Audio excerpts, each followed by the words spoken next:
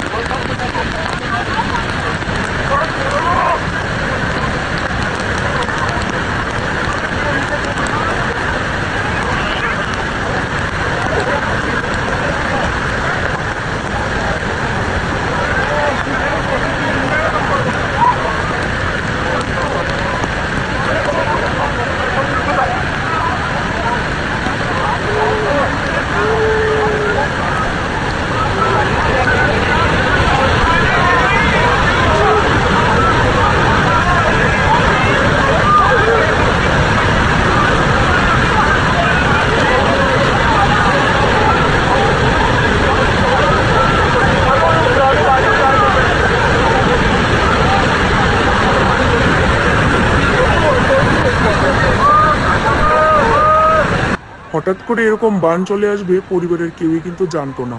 সবাই সবার মতো ঘুরছিল ফিরছিল, কিন্তু হঠাৎ করে এত বিপদ। পাহাড়ি জায়গাগুলো না ঠিক এরকম হয়।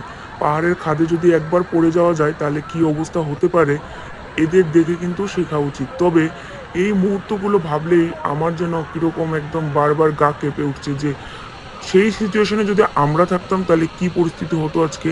চোখের সামনে দেখতে পাচ্ছে যে এত বিপদ, হয়তো বাঁচবো না। দেখো কুলের মধ্যে একটা ছোট্ট বাচ্চা আছে, তারপরে সাথেও আরও বাচ্চা রয়েছে। একটা শুধুমাত্র পুরুষ মানুষ, একটা দুটো পুরুষ মানুষ, সাথে মহিলা কতগুলো মানুষ। আর একদম মাঝ বরাবর দাঁড়িয়ে আছি, যে দেখো কোলের মধ্যে একটা ছোট্ট বাচ্চা। মানে এগুলো দেখলে এত খারাপ লাগছে যে আমরা যদি সেই সময় থাকতাম তাহলে কি পরিস্থিতি হতো। আর একেবারে মাঝখানে দাঁড়িয়েছিল জলের ব্যাগ। মানে সময় যত যাচ্ছে বাড়ছিল, সময় যত যাচ্ছে তত বাড়ছিল।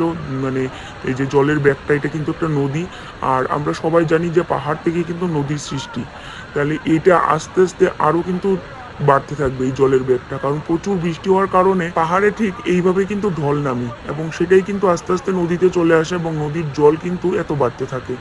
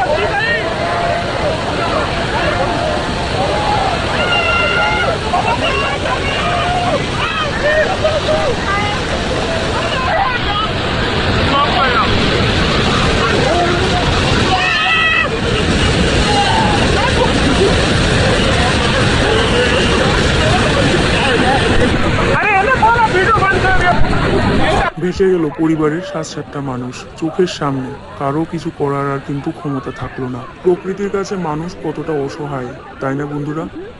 এমন পরিস্থিতি যেন কারো কোনোদিন না আসে। ভগবান সবার মঙ্গল করুন। জানি না তারপরে কি হলো।